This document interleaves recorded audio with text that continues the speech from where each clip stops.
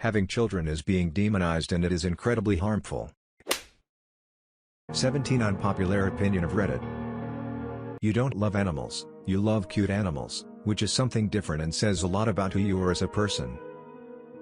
A lot of people, women especially, profess to be animal lovers and advertise it like they think it's some endearing personality trait. They see a fluffy little puppy, "Aw, I want him." They see a cockroach, "Ew," screams and runs. "Ew, get away. Kill it," insert male protector's name. If liking animals because they are cute makes you a good person, then disliking them because they are ugly, makes you a bad one. There should be a license for having children. Being from the UK, there is a large problem of, let's say, undesirables that have child after child, don't work, drain the benefits system with things such as single parents support, disability benefits, easy to fake a reason not to work, multiple child allowances, housing support, etc. etc. It's become a social norm to do this as, and I've actually heard this said, it's more money than having to work, so why wouldn't I do it? This then starts a vicious cycle of generation after generation not contributing, taking more money out of the system, having more kids who do the same thing. Generally, these poorer areas, council estates in the UK, tend to breed more violence amongst young adults and teenage pregnancy is rife, thus starting the cycle again. I believe there should be a licensing system put in place which prohibits anyone from reproducing without said license. To gain this license you must have a stable income, a suitable accommodation, sufficient reading and writing skills and the ability to pass a parenting exam. My argument is that anybody has the ability to gain this license, everyone can learn, everyone can work their way up to a stable income and make their home a livable place. This in turn would stop the breeding of leeches in its tracks and thus benefit the population as a whole. There would be less drainage of the benefits system, improving the economy. Violence between teens I believe would drop due to better living conditions and being brought up with a better mindset. Maybe even slow down overpopulation. As a whole, make the world a nicer place to live in. If your religion makes it difficult to leave, you're in a cult. Your religion-faith, believe, it's your choice. If someone chooses to believe differently, or to examine the world of belief outside of what they have been taught, let them.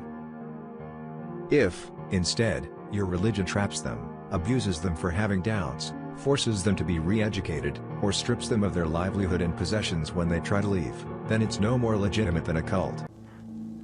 Socialism is only appealing to people who can't take care of themselves.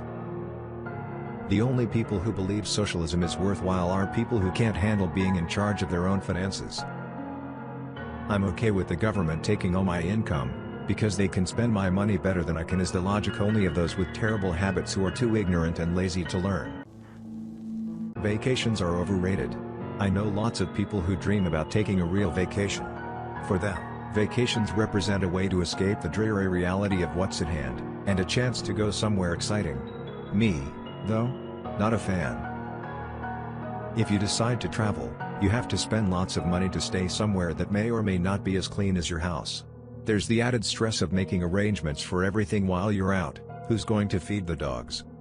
On top of the stress of flying, driving, etc. Once you arrive, there's sightseeing to be had, I suppose, or perhaps overpriced destinations to experience, or maybe some sort of unusual activity if you're really creative, but the rhythm of whatever one does is invariably escapist. You have to deal with the onslaught of foreign or new environments while trying to forget about whatever it is that's preventing you from enjoying your own home. That's really the crux of it for me. Whether you choose to travel or stay at home, most people aren't really on a vacation so much as they're trying to get away from an unpleasant reality. American? Vacations are often intended to be an escape from an otherwise bad day-to-day routine. They're usually temporary band-aids for something we don't want to or can't fix, and it's my personal opinion that we should be focused on resolving that instead of taking a few days off to forget about it all. I'm single and don't have anyone I could travel with, so that might be influencing my opinion. But even if I weren't by myself, I'd have to justify the trip as a way to enjoy my partner instead of as a way to escape. We shouldn't have universal healthcare in America because of all the fat people. It makes sense in European countries, but everyone here is so unhealthy it would just cost me more. I put in a lot of effort to work out regularly, And I don't want to have to pay for all the health problems of 80% of this country that doesn't care about their health. Reddit downplays how bad divorce is. Because many Reddit users are young and unmarried, many of them see divorce as a great option when you're just not happy. There are some circumstances where divorce can be beneficial, like infidelity or abuse, but marriage is not a high school relationship. In addition, even if you aren't in love with your spouse anymore, divorce is devastating financially, emotionally, mentally. It's one of the worst things that can happen to a person. Your spouse can cheat on you, leave you for the affair partner, and you could still owe them money and lose your kids. A parent's divorce permanently damages kids and makes kids more likely to divorce later.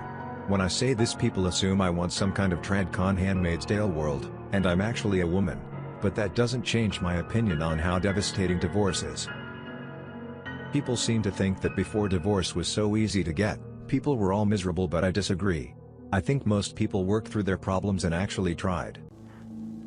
I'm not telling my kids to never hit girls. Got a call from the school saying my son punched a girl in his class. I was mad and ready to ground him when he got home, when it occurred to me that I should ask why he hit her. The principal told me that the little girl pushed him and took his lunch money and continued to take her folder and smack him with it, when he got fed up and punched her in the shoulder. Now, if they knew that the little girl had done all this and was continuing to do it, they should have intervened. They didn't, so my son defended himself.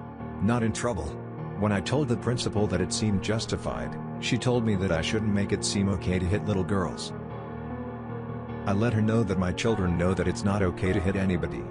But that it's also not okay to stand there and just be hit either.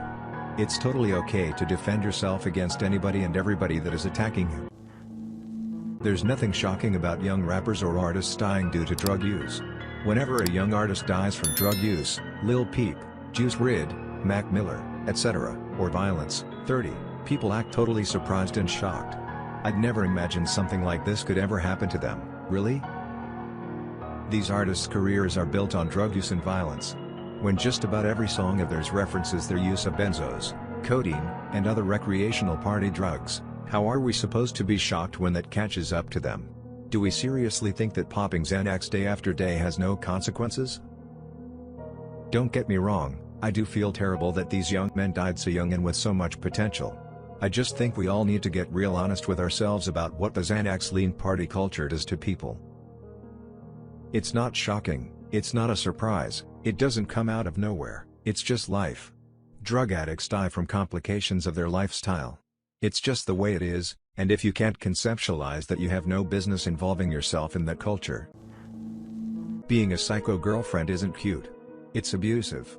If a girl so much as looks in my man's direction, she'll be looking at the inside of a coffin. If he makes me upset even the slightest, you can bet I'm changing the locks and he's sleeping in the cold.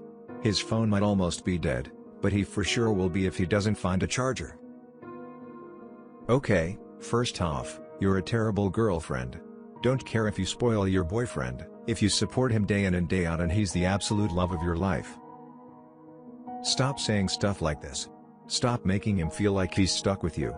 Stop threatening him, and stop threatening other women. It's not cute. It's abusive. Relationships require freedom and flow. Birth rates would plummet if women knew what they were getting into by having children.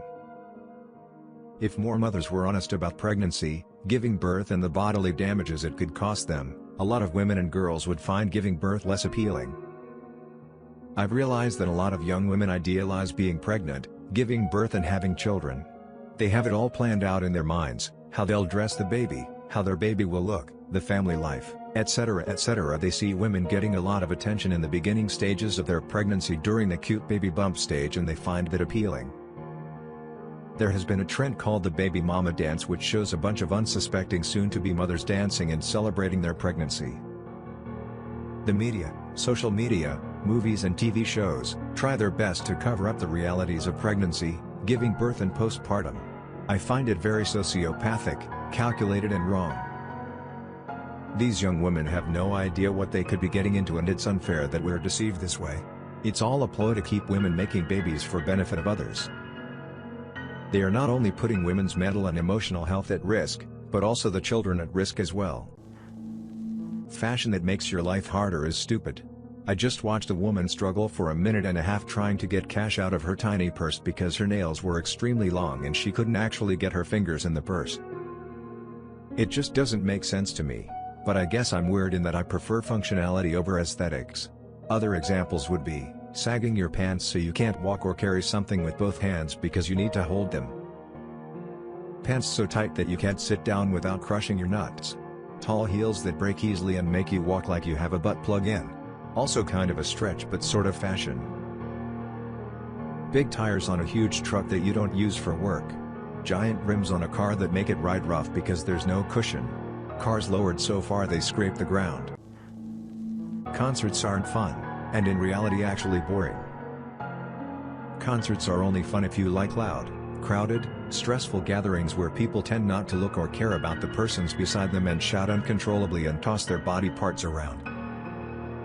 I once had an experience at a concert where the VIP tickets were sold out and I had to get regular tickets, and the person beside literally stuck his fingers in my eyes.